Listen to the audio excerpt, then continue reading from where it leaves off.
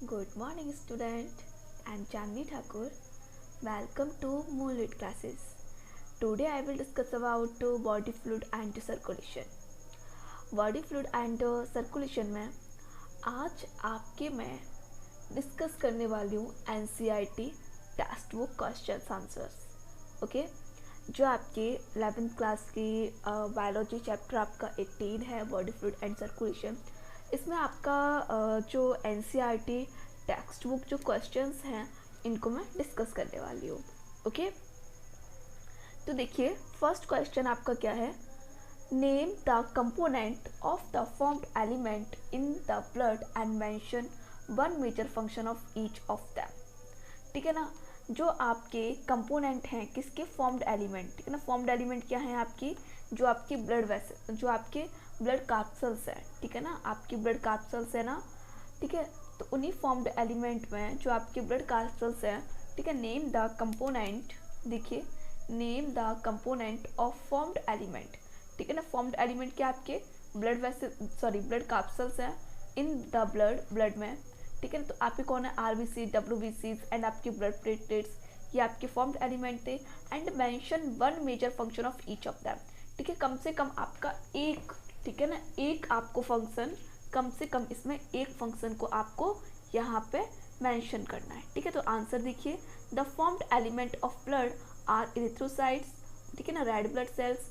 Formed element of bloods की क्या क्या है, आपकी ब्लड की क्या है, इरिथ्रोसाइट है, रेड ब्लड सेल्स, ल्यूकोसाइट्स हम क्या बोलते हैं, डब्ल्यूबीसीज बोलते हैं, white blood cells and blood platelets. ठीक है ना, function of RBCs, function of डब्ल्यूबीसीज एंड फंक्शन ऑफ प्लेटलेट्स. तो देखिए इनके फंक्शंस देखिए. पहले हम बात करेंगे फंक्शन ऑफ आरबीसीज की. ठीक है ना, फंक्शन ऑफ आरबीसीज देखिए यहाँ पे वन फंक्शन है, बट मैं आपको यहाँ पे इसके 2-3 फंक्शंस करा दे रही हूँ जिससे कि आपको बाद में कोई प्रॉब्लम ना हो. ठीक है ना, तो देखिए इसमें ट्रांसपोर्ट ऑफ ऑक्सीजन में देखिए, transport of oxygen.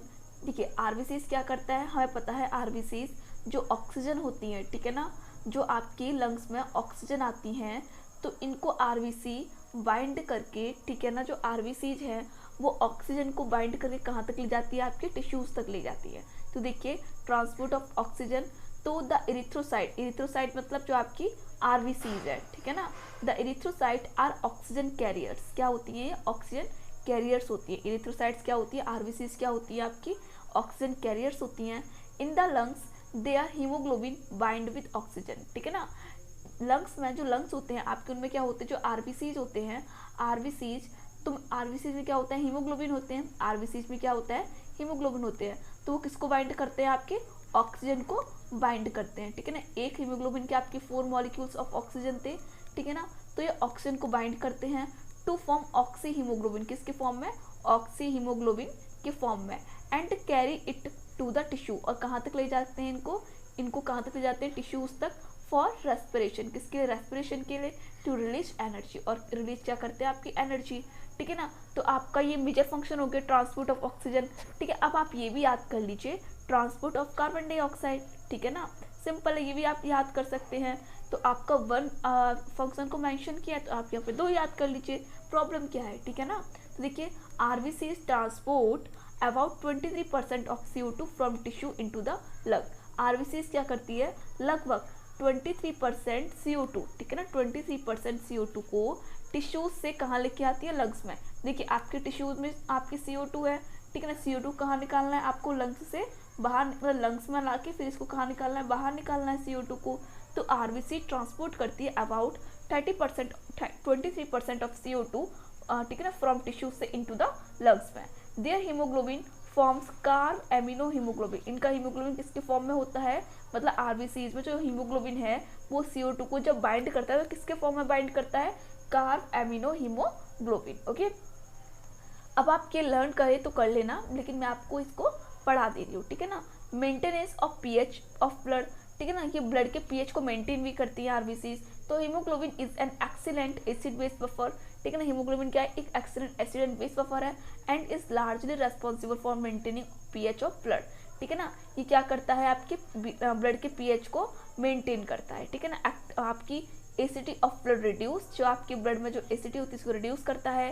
Haemoglobin capacity to carry oxygen, haemoglobin के अंदर कैपेसिटी होती है ऑक्सीजन को कैरी करने की. ठीक है ना।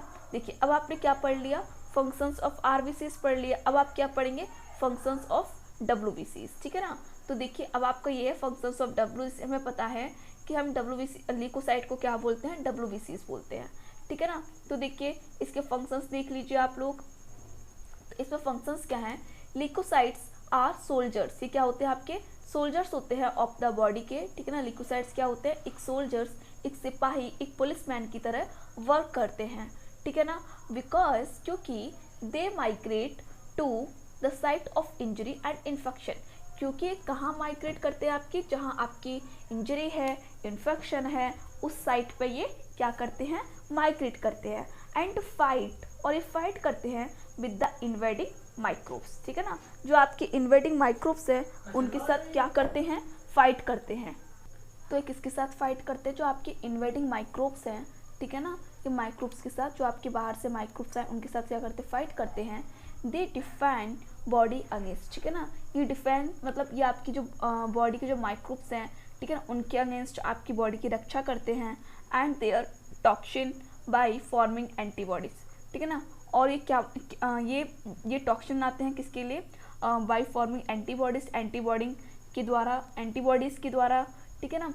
एंड देयर फंक्शंस, अब इनके फंक्शंस क्या वो देख लीजिए, ये किसकी तरह वर्क करते हैं, आपके स्कैवेंजर की तरह वर्क करते हैं, ठीक है ना। तो eight the site of injury, जो आपकी इंजरी की साइट और इन्फेक्शन की साइट है, तो वहाँ पे न्यूट्रोफिल्स, हमने पढ़ा था कि आपके डब्ल्यूबीसी में न्यूट्रोफिल्स होते हैं, मोनोफिल्स, ठीक है ना, ये सब हमने पढ़े थे, आपके बैसोफिल्स, एओसिनोफिल्स, ये सब पढ़े थे ना। तो जो न्यूट्रोफिल्स है, ठीक है, न्यूट्रोफिल्स इन ब्लड, तो eight the site of injury, जो आपकी इंजरी की साइट है और इन्फेक्शन की साइट है, वहाँ पे ब्लड में neutrophils and monocytes in the tissues engulf worm out cells of the body and dead microbes and thus act as scavenger।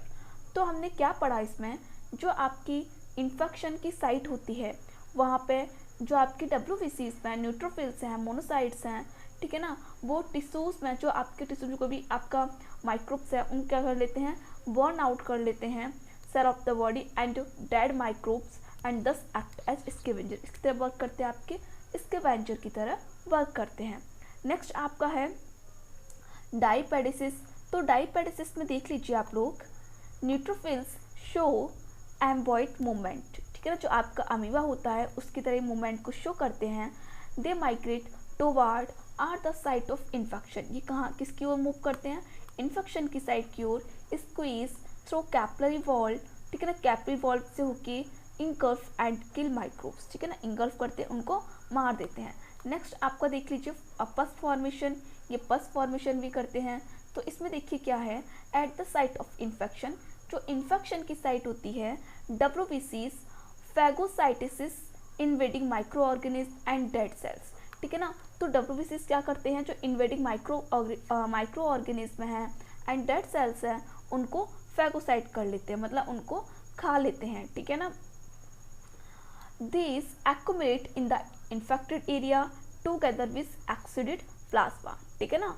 Next देखिए आप लोग, फैगोसाइटोसिस क्या है, on reaching site of infection neutrophils and monocytes engulf microbes और foreign matter और the damage cells, this is called phagocytosis. Phagocytosis क्या है, जो आपकी इन्फेक्शन की साइट है वहाँ पर न्यूट्रोफिल्स एंड मोनोसाइट्स, जो कोई माइक्रोब्स होते हैं, फॉरेन मैटर होता है, फॉरेन पार्टिकल है और डैमेज सेल्स हैं, इन सबको इनगल्फ कर लेते हैं, इन्हीं को हम क्या बोलते हैं, फैगोसाइटोसिस बोलते हैं।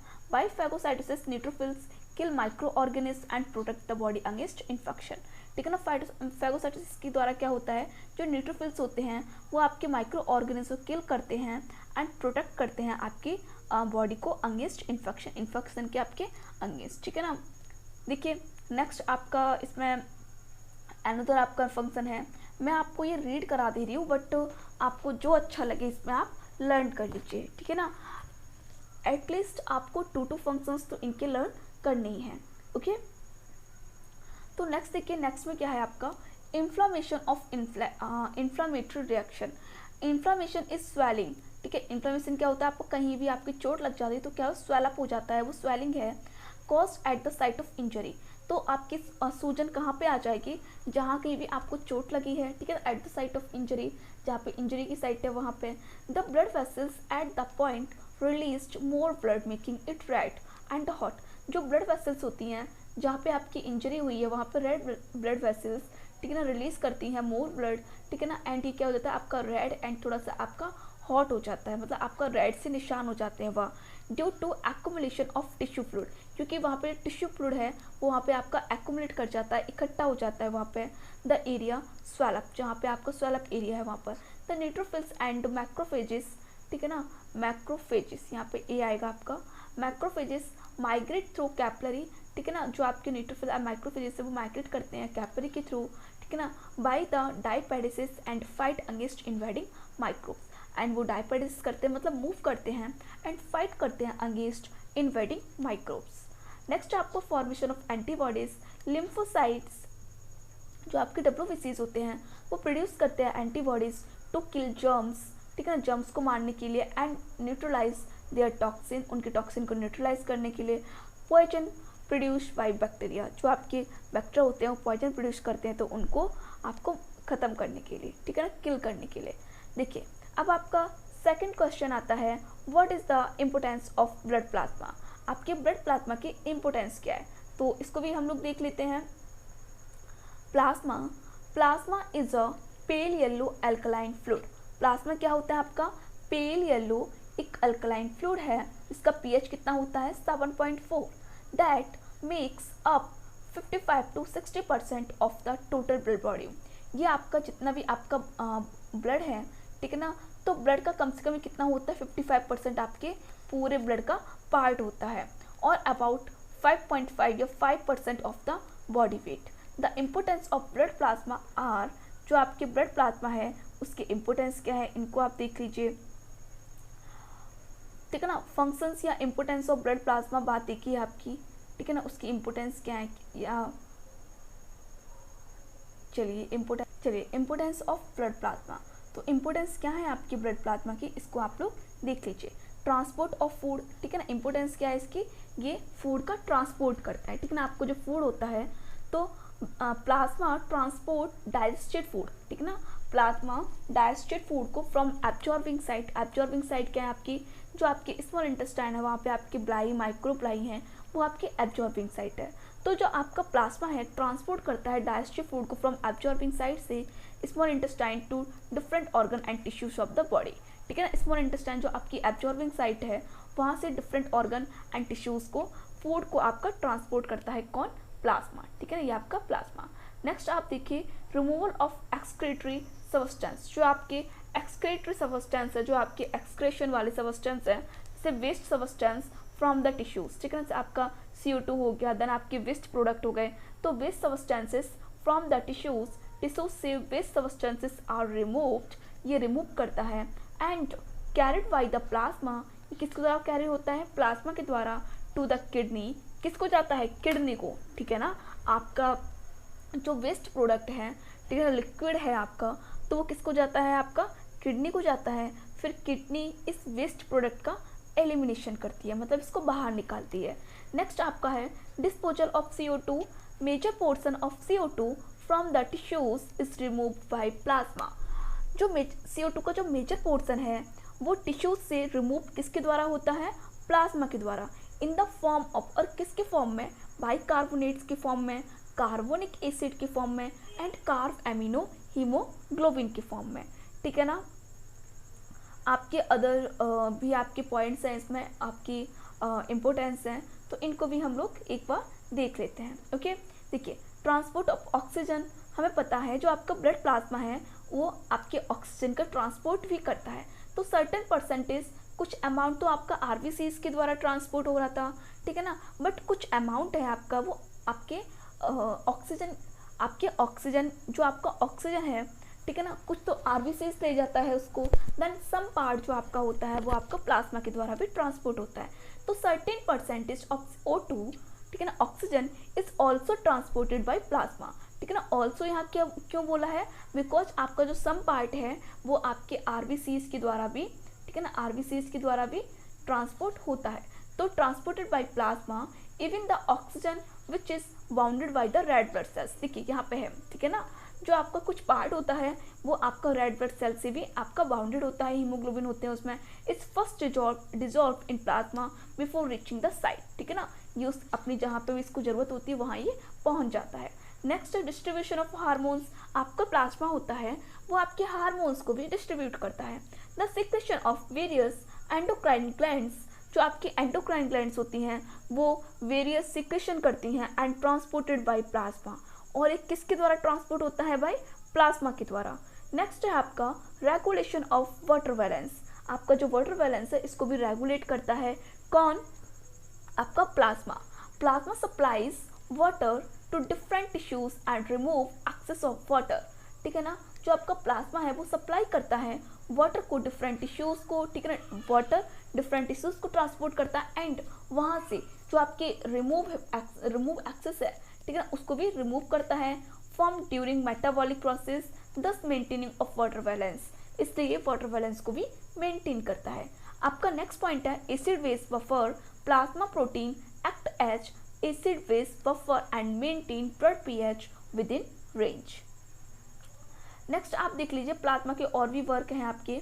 देखिए आप इसमें से जो कोई भी आपको पसंद आता है, आप 2 and 4 आप तो देखिए अगर आपसे कोई पॉइंट पूछा जाता है मेजर, कोई आप एक फंक्शन बताइए तो आप उसमें से 2 लर्न कर लो, ठीक है ना। आपसे कोई बोल रहा है कि आप 4 बताने हैं तो आप उसमें से 5 लर्न कर लो, ठीक है ना, क्योंकि क्या पता एग्जाम टाइम में हमें दूसरा पॉइंट याद रहे।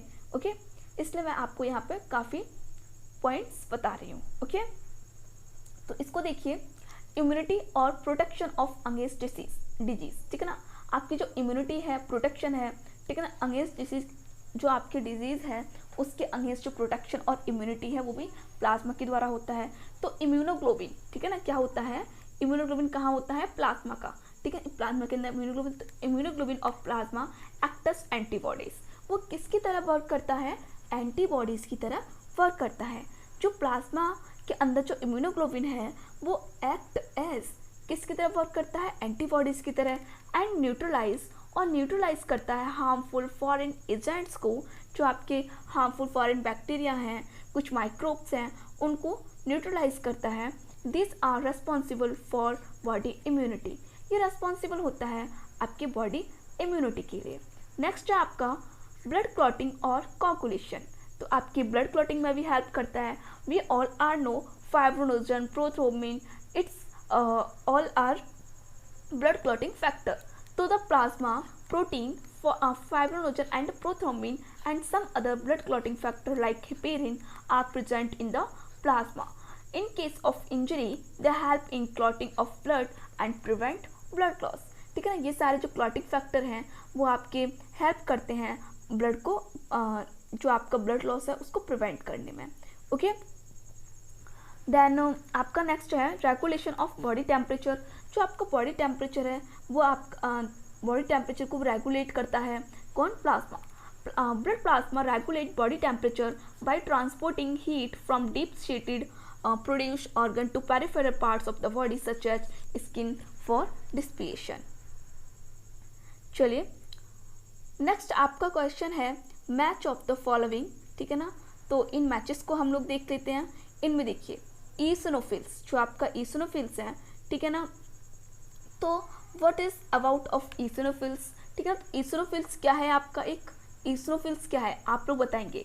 आरबीसीज क्या है आपके, RBCs, what is RBCs, RBCs क्या करता है, ठीक है ना, एबी ब्लड ग्रुप। तो एबी ब्लड ग्रुप क्या है आपका, ठीक है ना, देखिए यहाँ पे एक आपका यूनिवर्स रेसिपिएंट है, ठीक है ना, तो इनमें से क्या है आपका, देन आपका प्लेटलेट्स क्या वर्क करती हैं एंड सिस्टोल आपका क्या वर्क करता है। तो देखिए हमारा जो सिस्टोल है, आपका सिस्टोल क्या करता है, आपके हार्ट के कॉन्ट्रक्शन में हेल्प करता है। सिस्टोल क्या करता है, आपके हार्ट के कॉन्ट्रक्शन में हेल्प करता है। तो ये आपका पॉइंट हो गया, ठीक है ना। प्लेटलेट्स क्या करती हैं, आपके कोगुलेशन में हेल्प करती हैं, ठीक है ना। नेक्स्ट आपका एबी ब्लड ग्रुप, तो एबी ब्लड ग्रुप क्या होता है, यूनिवर्स रेसिपिएंट होता है, ठीक है ना। एंड आरबीसीज क्या आपका गैस को ट्रांसपोर्ट करती है, मतलब यहाँ पे ऑक्सीजन भी लिख सकते हो, ठीक है। नेक्स्ट आपका ईसोनोफिल्स ऑक्सीजन एंड CO2 भी लिख सकते हो। नेक्स्ट आपका ईसोनोफिल्स क्या करती हैं, रेसिस्ट इन्फेक्शंस, ठीक है ना। मैंने आपको आंसर्स भी दे रखे हैं, आप इसमें से देख के मैच कर लेना। ओके, नेक्स्ट आप देखिए why do we consider blood as a connective tissue. आप कैसे समझाएंगे कि ब्लड एक कनेक्टिव टिश्यू है, तो इसको हम लोग देख लेते हैं, ठीक है ना। ब्लड क्या है? तो blood is a considered as a connective tissue. Blood क्या है आपका? एक कनेक्टिव टिश्यू है, ठीक है ना, कनेक्टिव टिश्यू है because it consist of living cells. इसके अंदर लिविंग सेल्स होती हैं। लिविंग सेल्स कौन? आपकी फॉर्म्ड एलिमेंट। क्या होती है? Formed elements and the fluid matrix. Fluid matrix क्या? आपका plasma, since it circulate through out the body, और ये पूरी बॉडी में सर्कुलेट होता है, and therefore connect all parts, ठीक है ना, ये आपकी पूरी बॉडी, जितने भी आपके बॉडी पार्ट्स हैं, ठीक है ना, उनसे कनेक्ट करता है, ठीक है, उनसे कनेक्ट होता है। ब्लड कनेक्ट होता है तो कनेक्टिव टिश्यू बोल रहे हैं, क्योंकि ये पूरी बॉडी से कनेक्ट करता है आप जितने भी पार्ट्स हैं, ठीक है ना। ट्रांसपोर्टिंग मटेरियल, ये जितना भी आपका मटेरियल CO2, आपका O2, ठीक है ना, एंड आपका वेस्ट मटेरियल, न्यूट्रिएंट्स, इन सबको ट्रांसपोर्ट करता है, and performing a number of other functions, ठीक है, इसके भी और भी कई फंक्शंस करता है। तो आपके ये है आपकी एग्जैक्ट डेफिनेशन, ठीक है ना। हम अगर कोई आपसे पूछता है why do we consider blood as a connective tissue. Next आप देख लीजिए what is about of blood, ठीक है ना, ये भी आप लोग देख लीजिए एक बार, ये क्या बोल रहे हैं आपसे। Blood is a fluid connective tissue, it is red colour, ठीक है ना, कैसा होता है आपका? रेड इन कलर, ये आपके रेड कलर में होता है, and salty in taste, it is slightly alkaline with pH 7.3 to 7.5। pH of blood is arteries is more than in veins. जो आपका ब्लड का pH वो आर्टरीज में ज़्यादा होता है than veins. It is heavier than water, और आपका ये हैवियर होता है वाटर से। Its viscosity is 5 to 6 time of water, ठीक है ना, थोड़ी विस्कोसिटी होती है, चिपचिपापन होता है आपके वाटर से ज़्यादा किस में होता है? आपके ब्लड में होता है। Blood performs vital pickup and delivery आपकी services of the whole body. Blood क्या करता है आपका? आपके न्यूट्रिएंट्स को लिया, ठीक है ना, एंड आपके डिलीवर किया, फिर उन्हें कहाँ पे आपकी जितनी भी आपको आपकी पूरी बॉडी किसको कितनी ज़रूरत है उसके अकॉर्डिंग उसको सर्विस कर दिया, ठीक है, सर्विसेज कर दिया for the whole body. The oxygenated blood it is bright red, ठीक है, जो आपका ऑक्सीजनेटेड ब्लड है वो कैसा होता है? ब्राइट रेड होता है, वाइल जबकि D oxygenated blood is purplish in colour. An average adult person having 70 kilogram weight has about 5.5 litre of blood, ठीक है ना। एक जो आपका एवरेज पर्सन है, ठीक है ना, 70 किलोग्राम का, उसमें कितना होता है आपका? 5.5 लीटर ऑफ ब्लड होता है, ठीक है ना। It's perform 6 to 10% of body weight. Study of blood is haematology. Blood consist of a watery fluid, ठीक है ना, दैन द वाटरी फ्लूइड्स में क्या होता है आपका? प्लाज्मा होता है, ब्लड सेल्स या ब्लड कैप्सूल्स होते हैं, ओके। नेक्स्ट क्वेश्चन है आपका what is difference between in blood and lymph. Blood and lymph में आपका क्या डिफरेंस है? तो आप लोग इसको देख लीजिए, क्या डिफरेंस है आपका। तो इट कंसिस्ट, आपके हम पहले ब्लड की बात करते हैं, तो इट कंसिस्ट ऑफ प्लाज्मा, ठीक है ना, ये आप इसमें क्या होता है? ब्लड में प्लाज्मा होता है, इरिथ्रोसाइट्स आपकी RBCs होती हैं, लिकोसाइट्स WBCs एंड प्लेटलेट्स। आपका लिम्फ क्या है? It consist of plasma and leucocytes most abundant, ठीक है ना, आपका सब प्लाज्मा होता है, लिकोसाइट, बट आपका मोस्ट अवेंडेंट लिकोसाइट्स होते हैं। It is red in colour due to presence of haemoglobin in erythrocytes, ठीक है, रेड कलर का होता है ब्लड बिकॉज जो आपके इरिथ्रोसाइट्स हैं उनमें क्या होते हैं? हीमोग्लोबिन होते हैं, ठीक है ना। It is colourless as haemoglobin is absent, ये आपका कलरलेस होता है because haemoglobin is absent in lymph. Next आपका its plasma has more proteins, calcium and phosphorus. आपके प्लाज्मा में प्रोटीन्स होते हैं, कैल्शियम होते हैं एंड फॉस्फोरस होते हैं। Its plasma has fewer proteins and less calcium and phosphorus. Glucose concentration is less in blood, आपके ब्लड में ग्लूकोज का कंसंट्रेशन आपका कम होता है। Glucose concentration is high in lymph. Amount of CO2 and other metabolic wastage is normal. Amount of CO2 and other metabolic wastage is much more. It carries material toward and away from the tissues, therefore it act as vehicle, ठीक है ना। आपका जो blood है वो एक vehicle की तरह वर्क करता है, आपके मटेरियल को अंदर लेके जाता है आपके टिश्यूज में, एंड टिश्यूज से फिर CO2 को भी बाहर निकालता है। इसको देखिए, it transfer materials from the body to the body cells, vice versa, therefore it act as middle man, ये आपके मिडिल मैन की तरह वर्क करता है, ओके, मिडिल मैन की तरह वर्क करता है। इट ट्रांसफर करता है फ्रॉम द बॉडी से to the body cells, okay. Next आप देखिए, आपका नेक्स्ट क्वेश्चन है what is the meant by double circulatory and what is the significance. आप डबल सर्कुलेशन से क्या समझते हैं और इसका हमारी बॉडी में सिग्निफिकेंस क्या है, इसका हमारी बॉडी में महत्व क्या है, ठीक है ना। तो इसको भी आप लोग देख लीजिए। Double circulation involves circulation of blood plasma twice through the heart. ठीक है ना, जो आपका डबल सर्कुलेशन है उसमें इन्वॉल्व होता है ब्लड का सर्कुलेशन, ठीक है ना, ब्लड प्लाज्मा का, ठीक है ना, ब्लड एंड आपके प्लाज्मा का सर्कुलेशन होता है ट्वाइस थ्रू द हार्ट। आपके हार्ट में 2 टाइम्स आपका ब्लड सर्कुलेट होता है। ठीक है ना, आपके हार्ट में जो आपका हार्ट है, मैंने आपको समझाया था, जो आपका हार्ट है उसमें ब्लड आपका 2 टाइम्स सर्कुलेट होता है। ठीक है ना, 2 टाइम्स ये सर्कुलेट होता है। Once the blood is pumped to the lungs, एक बार आपका ब्लड कहाँ पंप होता है, लंग्स में, फॉर ऑक्सीजनेशन के लिए, and then pump to various part of the body for providing oxygen. और दूसरी बार जब आपके हार्ट में ब्लड आता है तो वेरियस पार्ट्स को, बॉडी के वेरियस पार्ट्स को प्रोवाइड करता है ऑक्सीजन। ओके, समझ में आ गया आपको ये? ठीक है, नेक्स्ट देखिए, नेक्स्ट आपका क्वेश्चन है इसमें, what is the difference between in blood and lymph. ठीक है ना, फिर आपका है open and close circulatory system, then आपका सिस्टोल एंड डायस्टोल, नेक्स्ट आपका P wave and T waves. तो चलिए सबसे पहले हम बात कर लेते हैं। अभी देखिए, मैंने ब्लड एंड लिम्फ को आपके लास्ट लेक्चर में ही डिस्कस किया है, सॉरी लास्ट जो अभी आपका क्वेश्चन था उसमें डिस्कस किया है, तो आप लोग इसको देख लेना। अब मैं डायरेक्ट जाती हूँ आपकी open and close circulatory system पे। ठीक है ना, देखिए ये आपका open and close circulatory system है। तो इसमें देखिए क्या है, open and close circulatory system, पहले हम ओपन की बात करते हैं फिर क्लोज की। तो open, in the system blood is pumped by the heart through large vessels into blood cavities called sinuses. इसमें क्या था, आपका एक साइनसेस था, ठीक है ना, आपका ये साइनसेस है, देन आपका ये हार्ट है। तो आपका ब्लड कहाँ आता है, आपके साइनसेस में आता है। ठीक है ना, ब्लड कहाँ आता है, आपके साइनसेस में।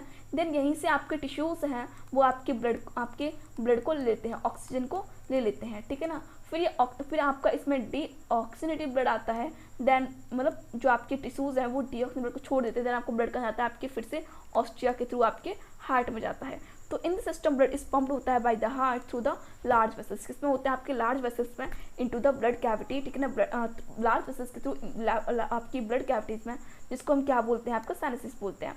In the system blood is pumped by the heart through a close network of vessels. इसमें आपका वेसल्स का एक क्लोज नेटवर्क होता है। ठीक है ना, नेक्स्ट आप लोग देखिए इसमें, नेक्स्ट आपका क्या बोल रहा है इसमें, नेक्स्ट है the body tissues are in direct contact with blood. इसमें जो बॉडी टिश्यूज होते हैं वो डायरेक्ट कॉन्टैक्ट में होते हैं आपके ब्लड के। The body tissues are not in direct contact with blood, यहाँ पे ये डायरेक्ट कॉन्टैक्ट में नहीं होते हैं ब्लड के। नेक्स्ट देखिए, blood flows at lower pressure. आपका जो ब्लड है वो एक लोअर प्रेशर के साथ फ्लो होता है, hence it is a slower, ये आपका स्लोअर होता है, and less efficient system of circulation.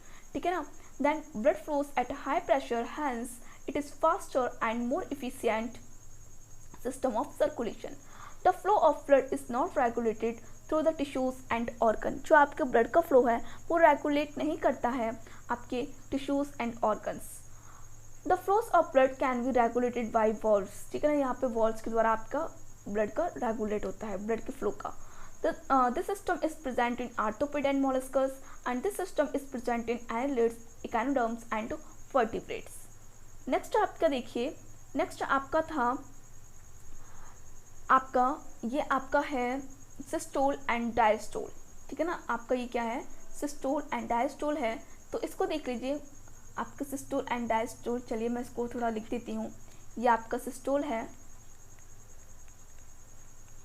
ठीक है ना, और ये आपका है डायस्टोल। ओके, तो देखिए डेफिनेशन क्या है, मतलब आपका डिफरेंस है इसमें। It measure the amount of pressure that blood exerts arteries when the blood is contracted. ठीक है ना, ये आपका जो आपके ब्लड का जो प्रेशर है उसका अमाउंट है, तो एक्सर्ट्स होता है आपका ऑन आर्टरीज में व्हेन ब्लड इज कॉन्ट्रैक्ट, तो यहाँ पे ब्लड कॉन्ट्रैक्ट करता है। डायस्टोल का if it is the pressure that is exerted when the heart is relaxed. ठीक है, जब आपका हार्ट रिलैक्स होता है तब ये प्रेशर इसमें एक्सर्टेड होता है। देन रेंज क्या है, its normal range is 60 to 80 millimetre SG. Then systole की क्या होती है 90। ठीक है ना, आपकी इसकी क्या होती है, सॉरी सिस्टोल की होती है आपकी 80 एंड डायस्टोल की कितनी होती है आपकी 120। ठीक है ना, 80 एंड 120। नेक्स्ट आप देखिए blood pressure, it represents the maximum pressure exerted on the arteries, it represent minimum pressure in the artery. ठीक है ना, ये आपके मैक्सिमम प्रेशर को रिप्रेजेंट करता है एंड ये आपकी मिनिमम प्रेशर को रिप्रेजेंट करता है। नेक्स्ट आप देखिए P waves and T waves, difference between in P waves and T waves. तो इसमें देखिए इन एन इलेक्ट्रोकार्डियोग्राफ, एक इलेक्ट्रोकार्डियोग्राफ में द पी वेव्स इंडिकेट करती है the activation of the essay node. किसको एक्टिवेट करती है? आपके एसे नोड को, ठीक है ना। तो आपका एसे नोड है। In electrocardiograph T wave represent the ventricular relaxation, यहाँ पे वेंट्रिकुलर आपका रिलैक्सेशन है। देन यहाँ पे क्या होता है आपका, ठीक है ना, जो आपका पी है वहाँ पे आपका एट्रियल, जो आपके दोनों एट्रियल होते हैं, ठीक है ना, वो क्या करते हैं? डीपोलराइजेशन करते हैं, मतलब कॉन्ट्रैक्शन करते हैं। During this phase the impulse of contraction is generated by the essay node causing the atrial depolarisation. मतलब डीपोलराइजेशन का मतलब क्या होता है कि यहाँ पे जो आपके एट्रियल है वो क्या करते हैं? कॉन्ट्रैक्शन करना स्टार्ट कर देते हैं, ब्लड को पंप करना स्टार्ट कर देते हैं। During this phase the ventricle relax and return to their normal state. इस फेज का जो वेंट्रिकल है वो रिलैक्स हो जाते हैं एंड रिटर्न होते हैं अपनी नॉर्मल स्टेट में। It is of atrial origin, ठीक है ना, it is of ventricle origin, ठीक है ना। ये आपकी एट्रियल की ऑरिजिन होती है एंड ये आपकी वेंट्रिकुलर की ऑरिजिन होती है, ठीक है। नेक्स्ट देखिए आपका नेक्स्ट क्वेश्चन इसमें क्या बोल रहा है, what do we call our heart myogenic.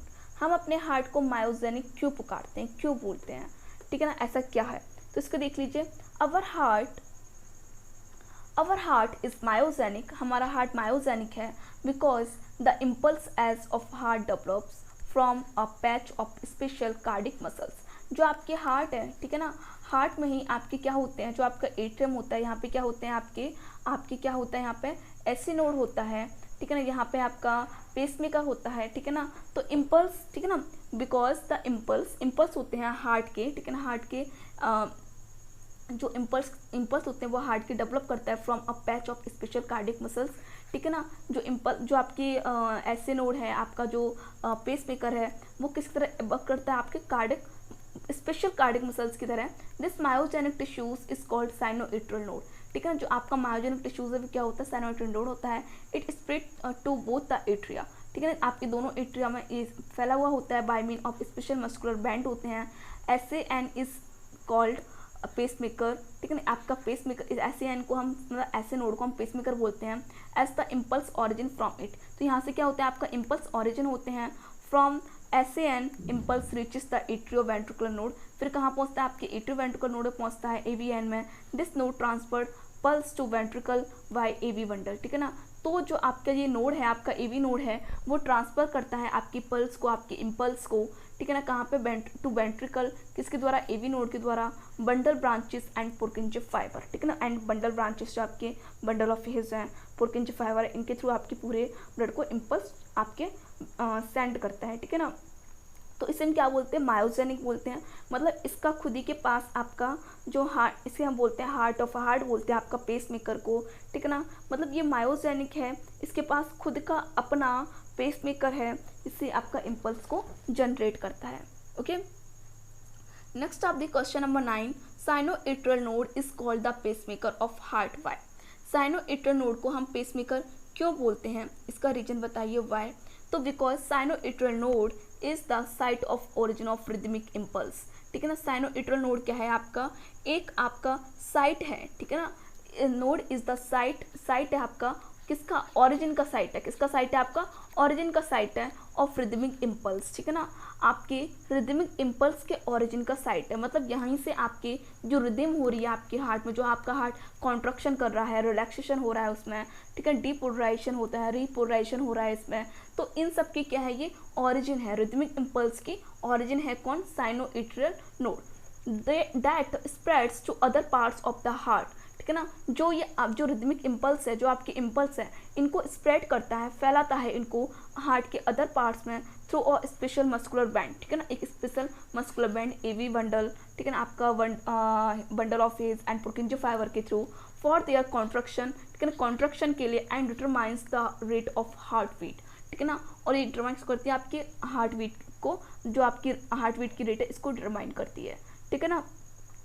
तो आपने ये देख लिया साइनोएट्रियल हम क्यों पेसमेकर बोलते हैं, क्योंकि ये एक आपका रिदमिक इम्पल्स है, उसके ओरिजिन का साइट है, ठीक है ना। ये आपके पूरे हार्ट को कंट्रोल करता है, उसके हार्ट बीट को, उसकी कॉन्ट्रैक्शन को, उसकी रिलैक्सेशन को, ठीक है ना, यही आपका कंट्रोल करता है पेसमेकर, ठीक है ना, ऐसे नोड। देन आप देखिए 10th क्वेश्चन है आपका, what is the significance of atrioventricular node and atrioventricular bundle in the functioning of heart. क्या आपके एट्रोवेंट्रिकल नोड है आपका, या फिर आपका एट्रोवेंट्रिकल नोड है, ठीक है ना, एट्रोवेंट्रिकल बंडल है, इनका क्या फंक्शन है आपके हार्ट में।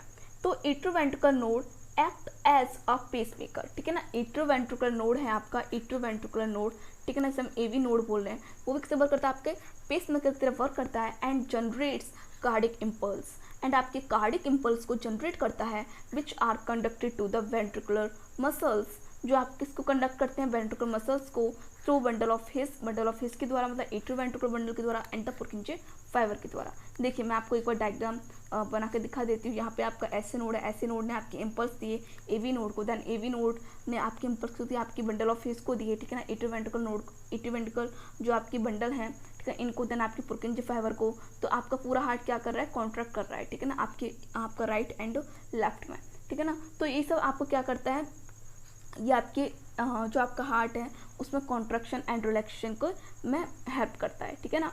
नेक्स्ट आप देखिए आपका ये, अब नेक्स्ट क्वेश्चन नंबर 11 आपका 11th है, define cardiac cycle and cardiac output. आप cardiac cycles and cardiac output से आप क्या समझते हैं, इनको डिफाइन कीजिए। तो cardiac cycle involves the sequence of events that occur during one heartbeat. एक हार्ट बीट के दौरान, सुनिए मेरी बात को, एक हार्ट बीट के दौरान जो आपके कार्डिक साइकिल में, जो आपके कार्डिक साइकिल्स में जो आपके इवेंट हैं, ठीक है ना, इवेंट का सीक्वेंस है, आपके एक हार्ट बीट के दौरान जो आपके हार्ट में इवेंट का सीक्वेंस है, इसको शो करता है, ठीक, जैसे कि it takes 0.8 seconds to complete one cardiac cycles. आपका वन कार्डिक साइकिल्स में 0.8 सेकंड का टाइम लगता है, ठीक है ना, वन हार्ट बीट में, ठीक है ना। जो आपकी वन हार्ट बीट है उसमें क्या होता है, आपका एट्रियल कॉन्ट्रैक्शन करता है, वेंट्रिकल कॉन्ट्रैक्शन करता है। तो उसमें जो आपका वन हार्ट बीट में जो आपका इवेंट है उसमें, ठीक है ना, कार्डिक साइकिल में जो इवेंट होते हैं ना आपके, कि पहले आपका एट्रियल सिस्टोल करेगा, देन एट्रियल डायस्टोल, देन फिर आपका एट्रियल सिस्टोल, देन आपका वेंट्रिकल सिस्टोल, ठीक है ना, ये सब जो होते हैं आपके इवेंट, इनको ये शो करता है, ठीक है ना। देन कार्डिक आउटपुट क्या है, cardiac output is the volume, cardiac output आपका वॉल्यूम है ऑफ ब्लड इजेक्टेड, कितना वॉल्यूम आपका, कितना ब्लड इजेक्ट हुआ है, निकला है फ्रॉम द हार्ट से इन 1 मिनट में, ठीक है ना, एक मिनट में आपका 1 मिनट में कितना आपका ब्लड बाहर निकला है। It is about 5 litre blood पर मिनट, ठीक है ना, कितना निकलता है आपको।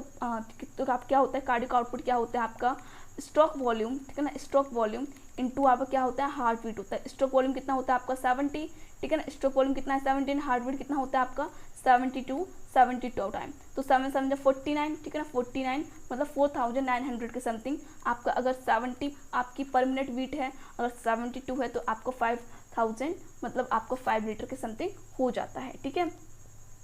नेक्स्ट आप देखिए व्हाट इज हार्ट साउंड। आपका हार्ट साउंड से आप क्या समझते हैं, what is the meaning of heart sound. तो देखिए हार्ट साउंड में क्या है आपका, each heart sound is accompanied by 2 heart sound. इसमें क्या होता है, 2 हार्ट साउंड होते हैं, love and tough. The love sound, the first sound होती है is lower and last longer, ठीक है ना। It is produced by the contraction of ventricle muscles. ये कब प्रोड्यूस होती है, जब आपकी वेंट्रिकल मसल्स कॉन्ट्रैक्ट करती हैं, and the vibration set by the closure of tricuspid and bicuspid valve. जब आपके tricuspid and bicuspid valve close होते हैं तब आपकी लव साउंड प्रोड्यूस होती है। It is also called systolic sound, ठीक है। डफ साउंड क्या है, द सेकंड हार्ट साउंड होती है, is cause the closure of semilunar valve. ये कब प्रोड्यूस होती है, जब आपके सेमिल्यूनर वॉल्व्स क्लोज होते हैं ऑफ द एओर्टा के, ठीक है ना, एंड पल्मोनरी ट्रंक के। It is diastolic sound. ये आपका लव साउंड सिस्टोलिक साउंड है, एंड आपकी डफ साउंड डायस्टोलिक साउंड है। It is short and sharp. ये आपकी शॉर्ट एंड शार्प होती है। आप इसमें डायग्राम भी देख लीजिए, ये आपकी हार्ट साउंड की डायग्राम है। देखिए इसमें lub closing the atrioventricular valve and dub कब प्रोड्यूस होती है, क्लोजिंग ऑफ सेमिल्यूनर वॉल्व्स, ठीक है। The normal sound of heart beat hear सुनते हम विद स्टेथोस्कोप के द्वारा। ये आपका स्टेथोस्कोप है। The sound is described as lub and dup. This sound are made as valve close. जब आपके वॉल्व क्लोज होते हैं तब ये हार्ट आपकी साउंड प्रोड्यूस होती है। नेक्स्ट आपका है question, draw a standard ECG. Standard ECG का डायग्राम आप ड्रॉ कीजिए एंड एक्सप्लेन कीजिए the different segment in it, इनके डिफरेंट सेगमेंट को एक्सप्लेन भी करना है आपको। तो देखिए इसमें क्या है आपका, देखिए इसमें ये आपका क्या है, पी वेव्स, ठीक है ना, ये आपका पूरा ईसीजी है, P wave, then P Q आपका क्यू आर एस होता है, टी होता है, ठीक है ना, इसमें पी आर सेगमेंट होता है, एस टी सेगमेंट होता है, ठीक है ना। तो देखिए आपका पी वेव से ये, ठीक है ना, देन क्यू आर एस है, देन आपका टी है। ये आपका पी आपके एट्रियल डीपोलराइजेशन को शो करता है एंड क्यू आर एस आपके वेंट्रिकल डीपोलराइजेशन को, ठीक है ना, एंड टी आपके वेंट्रिकल सिस्टोल को। तो देखिए आपका ये है a typical electrocardiograph of healthy person shows 5 waves, इसमें 5 वेव्स होती हैं, this are called P Q R S and T waves. P waves represent electrical excitation, ठीक है ना, पी वेव्स होती है वो इलेक्ट्रिकल एक्साइटेशन को रिप्रेजेंट करती है। डीपोलराइजेशन होता है of atria leading both the atria contraction, तो उसमें जो आपके दोनों एट्रिया हैं वो क्या करते हैं, कॉन्ट्रैक्शन करते हैं। नेक्स्ट आपका Q R S complex represent depolarisation of ventricle, इसमें आपका वेंट्रिकल डीपोलराइजेशन करता है, इसमें आपका वेंट्रिकल कॉन्ट्रैक्शन करता है। Then T wave represent the return of ventricle from excited to normal state, तो इसमें जो आपका वेंट्रिकल एक्साइटेड स्टेट में पहुंच गया था वो अब रिलैक्स हो जाएगा, नॉर्मल स्टेट में आ जाएगा, इसको हम बोलते हैं repolarisation. End of T wave mark the end of systole. तो आपके ये सारे क्वेश्चन थे आपके एनसीईआरटी के, ठीक है ना। देन जितना भी मैं पढ़ा रही हूँ वो आपका सारा एनसीईआरटी बेस्ड ही है। तो आज हमारा ये चैप्टर लास्ट था, देन आपका चैप्टर फिनिश हो गया, ठीक है ना। अब जो आपका हम नेक्स्ट चैप्टर पढ़ेंगे वो आपका एक्सक्रीटरी सिस्टम है आपका, ठीक है ना, ये आपका सर्कुलर सिस्टम, देन आपका एक्सक्रीटरी सिस्टम है, उसमें आपका चैप्टर का नेम है आपका उस चैप्टर का नेम है excretory products and there elimination, ठीक है ना। तो इस चैप्टर को हम नेक्स्ट डे ही डिस्कस कर लेंगे, ओके। देन थैंक यू, इसको आप लोग रिवाइज कीजिए, क्वेश्चन आंसर को लर्न कीजिए, ओके, थैंक यू।